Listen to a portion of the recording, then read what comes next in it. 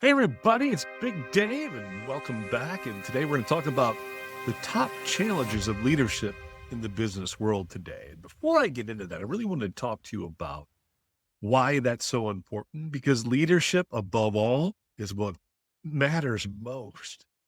Without a good leader, things are not going to move the way you expect them to move, and you're going to create so much more chaos within your life. Whether you're the CEO or whether you're in customer service or whether you're somewhere in between, it doesn't matter. The same leadership principles apply to whoever you are leading. Great leadership isn't about avoiding problems. It's about mastering them. Why do I say that? I say that because too many people, they avoid it, kick the can down the road and just don't deal with it. No, that's not leadership. You learn to take a challenge, you learn to overcome it, and you move along. I think we should start off as a baseline of what today is like. I mean, today things move so fast. Everything can come so fast. Data can come so fast. Change can come so fast. Things are moving constantly. The data that you get can make you and require you to make change so fast. And the pace is immense. And that pace is what gets people in trouble because you feel overwhelmed. And your teams are so much more diverse. The people you work with have so many different expectations, and expectations, talk about expectations are only rising. And as they rise, it's up to you as the leader to figure out how to overcome all that. So it's not just your employees, it's your customers, it's everybody. Expectations are rising in today's environment. Leadership isn't just about managing. It never has been. It's about inspiring. It's about adapting. And it's about growth and growing, personal growth and company growth. That's leadership. And the realistic part of all this is the role of leadership today has never been more important, nor more complex, because you need to lead through the challenges.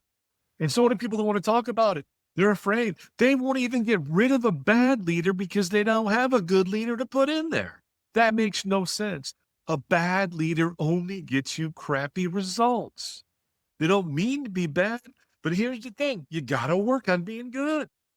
And if you're not setting them through training, you're not doing things with them in order to help, your whole mission suffers. Well, yeah, that's kind of like how it is today. But you know what else is always happening is there's uncertainty.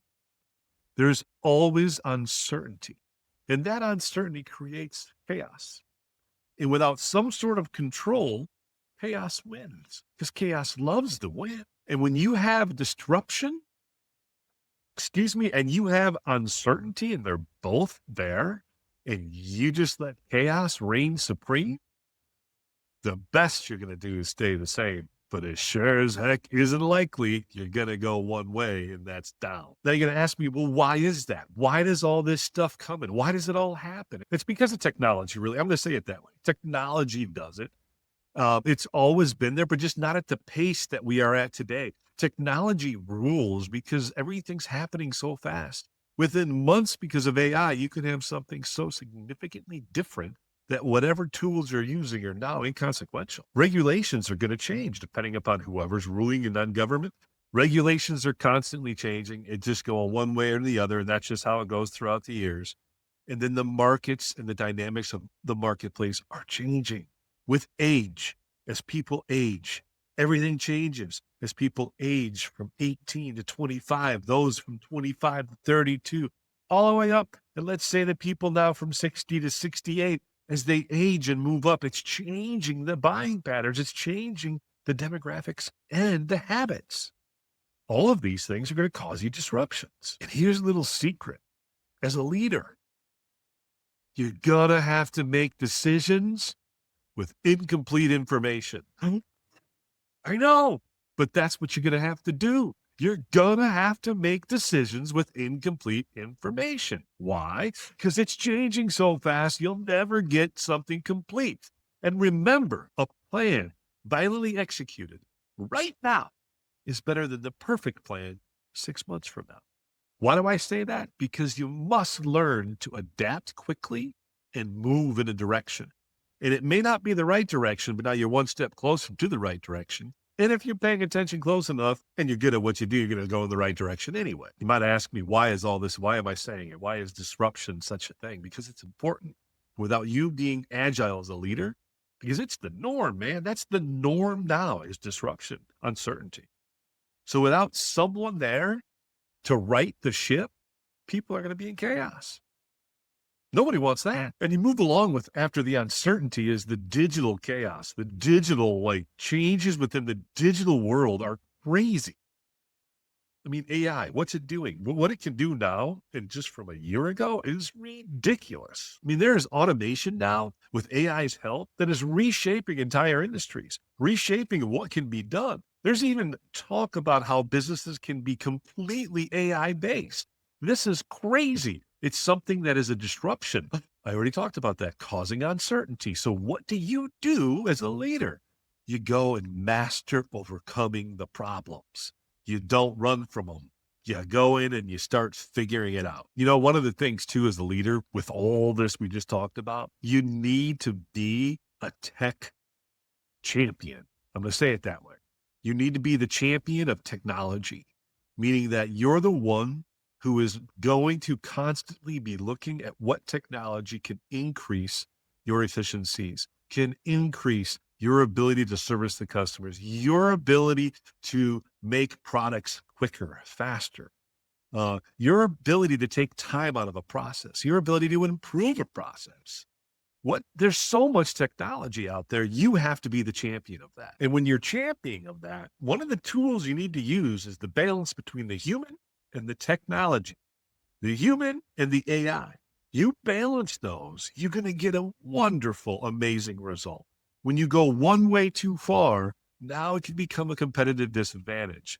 That balance is what's going to lead you to the opportunities you want as a leader to get better. As we go through and talk about what's going on with today's business challenges, I also want to talk about how things are happening within the office. And what I mean by that is there's going to be hybrid. Hybrids are going to be necessary, but so is office.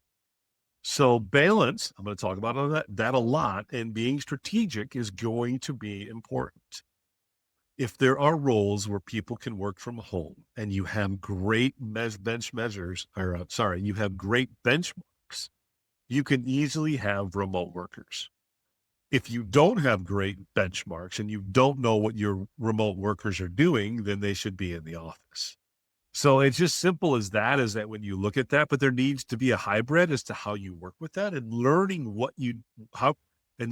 how you work with that. Now, because it's remote, that is going to require you as a leader to act different. You can't be the same. Dealing with someone through a video or FaceTime or Skype or Teams or shows my age, I said Skype, is different than when you're in person, because your in-person skills are different than your video skills. You have to learn leadership that's a little different. That's on you as a leader. When there's a distance and they don't see you and feel it and you're on a camera, trust becomes an issue, and that distance causes trust issues. Now, at the same time, you might have an employee that is really good, but they need to be remote for their own family reasons. So how do you balance that? It's up to you as the leader to balance that and understand the things you can do in order to still build that trust, even though you're far away and not in person. It does require different skills. And that's where culture really comes in, is your culture has to be defined. It's not going to just define itself. And when you got a hybrid workforce, it's really not going to define itself at all. Let's say you're lucky with the traditional office one and it did define itself. It isn't going to happen in a hybrid workforce. You have to define what your culture is, what you want it to be, and act that way accordingly. The culture comes from all of you. And since all of you are in separate locations, build that culture. And you might be sitting there going, well, Dave, why is that important? Well, cultures are your glue. You want to know what keeps people together? It's the culture. I mean, you may work at the crappiest company that just treats people like crap, but yet you have a good boss and a good team. And it's the culture of that team that keeps you there. It's not the company. See, culture rules all. It's the glue of what keeps people around and keeps them feeling valued. And only you as a leader can do that.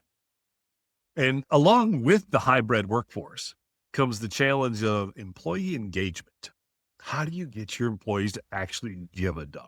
Well, culture's one. That's the glue. But here's some secrets. The secrets of what today's workforce is really looking for. They're looking for autonomy.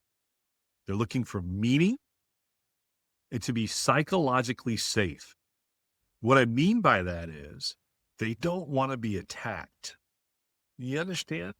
They want to be safe mentally, and they want to be able to be safe with their job. But the mental part right now is trumping. They want to be safe from being mentally just destroyed. There's a whole section we can talk about that, but that's along the lines of old school, get in your face and yell at someone. That's not psychological safety at all. That's the opposite. Even though some of us old school guys, that's what we're used to. We actually will sometimes crave that. Excuse me. But that is not what today's workforce is after, wants, desires. So your culture and psychologically safe all have to mend together to get that employee engagement. If you and they can't feel that safety, the engagement just goes right down the tubes, and they're just going to go, I'm only going to do what I'm told. That's it. You know, that the burnout, quiet quitting, disengagement from your people are such real threats to every single one of you that you should be paying attention right now. But guess what? You won't, because you're all going to be stuck in your own thing. All of that is such a key part because you can't find the great people. And if you just learn to lead, you won't have to worry about finding the great people because they ain't going to leave you. Why is this so important? Engagement comes from these things. The comfort and your people wanting to be engaged stems from everything we talked about. Let me say it this way. It drives your performance. It drives your innovation. It drives your results. So learn these leadership skills. Don't just sit on the sideline and go, I've always done it this way. Oh, that's not how this works. We're all improving as the course of time, and everything is changing because of social media. You got to change with it as a leader. You can do it. You're already leading. It's just learning a few different skill sets. And as leaders, we do have our own challenges, and I don't want to miss this. Yes, you have a duty to be there for all the people that you're responsible for and leading. Yes, you have a duty to perform for your company. But yes, it's going to create challenges to you like you have never experienced if you're new to this. And you're going to know what I'm talking about if you've been doing this a while. And what's that? That's learning to deal with complexity, inclusion, and loneliness. I know you probably didn't expect the third one, but that's a huge part. When you're at the top and or leading anywhere at the top and people consider you at the top, you can be an on-the-floor lead. You can be an on-the-floor manager. You can be managing customer service. You can be an accounting manager. You could be the CFO, the CEO, the president. You could be a VP of something. At some point, you're going to feel that loneliness. And it's a real thing because you're battling, and it's going to feel like you're battling by yourself. But you're not. But that doesn't mean that's not how you're going to feel, especially when the pressure's on. It's going to feel like, oh, I'm sitting out here all on my own. Well, that's going to be a lot to take and a lot to talk about, but it's a real thing. And here's what I can tell you. Focus on your people and the direction you want to go in order to improve, and the rest will work itself out.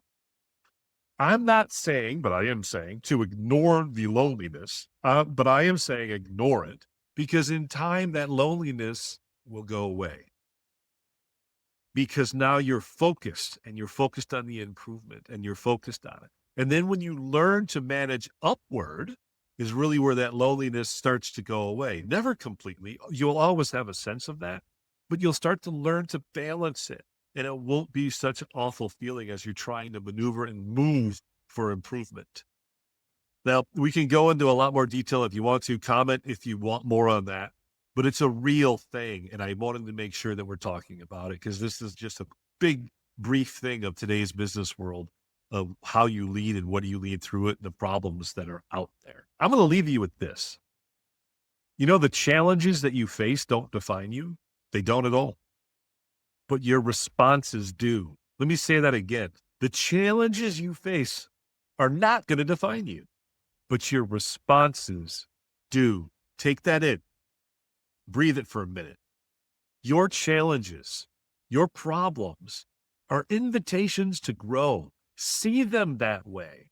Don't see them as roadblocks. Don't see them as, oh my God, another thing. Don't see them that way. These are opportunities for growth. And not everything's going to go your way, and that's life. But the more you look at things as opportunity to growth and to attack and figure it out, the more you're going to find solutions. The more you find solutions, the faster you're able to move.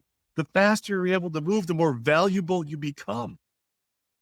It's just a sliding effect that can help you rapidly grow as a person, a leader, and with money and responsibility, if that should be your desire. The future really does belong to those who can lead through all these challenges, for those who can lead through complexity, for those who can lead with clarity. And lastly, for those who can lead with courage. And I believe you are one of them, because if you're listening to this and you're interested, that means you have the desire to get better. And if you have the desire to get better, you will get better, because that means if you keep thinking about it, you're going to take the action and get some leadership training, read some books, do some things that will allow you to improve and get better as a leader. That's all I got for today. Great talking to y'all. Have a good one.